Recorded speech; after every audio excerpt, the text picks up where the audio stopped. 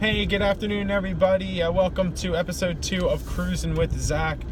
So the hot topic in the country today is Hurricane Harvey and the destruction that it's caused in the state of Texas. And I was kind of anticipating a couple flood questions coming about from that, since we do live here at the coast and flood is always a hot topic. So one question I got from you guys was the National Flood Insurance Program.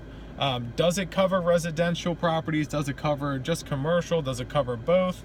And the answer is yes. It covers both residential and commercial properties. But no, it is not the only player in town right now. Surplus Lines has come out, kind of like a Lloyd's of London, and they are writing flood policies. But I'll be completely honest, we were a little weary of that. We're not about to roll over the whole book just to save a little bit of premium, because we don't know what their track record is. They haven't experienced a catastrophic claim yet. We don't know what their response is, or even if they're going to pay out.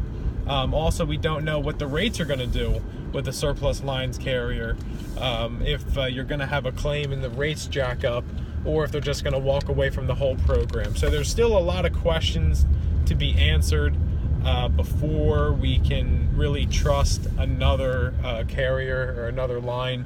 So for right now, we're just gonna keep rolling with the National Flood Insurance Program. Another question I got was, is flood covered under your homeowners? And that is a slam dunk resounding no.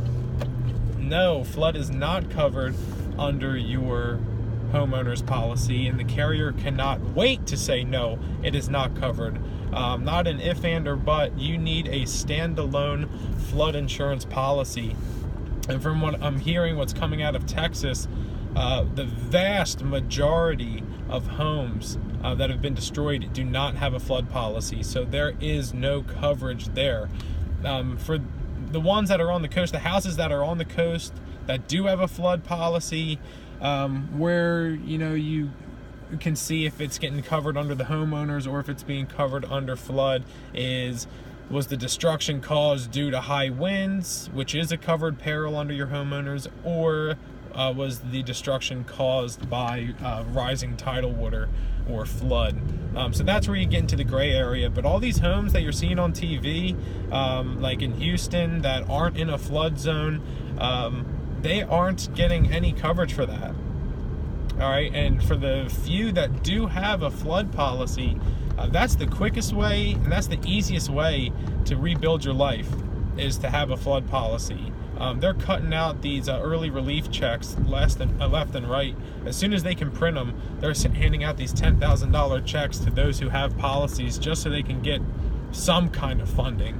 But these people that don't have their policies, don't have a flood policy, they're going to have to dig into their pockets. They're going to have to weather the storm, so to speak. And it's going to take a long time. So coming off the heels of that, I have started a GoFundMe page to help the relief, wherever we can give back.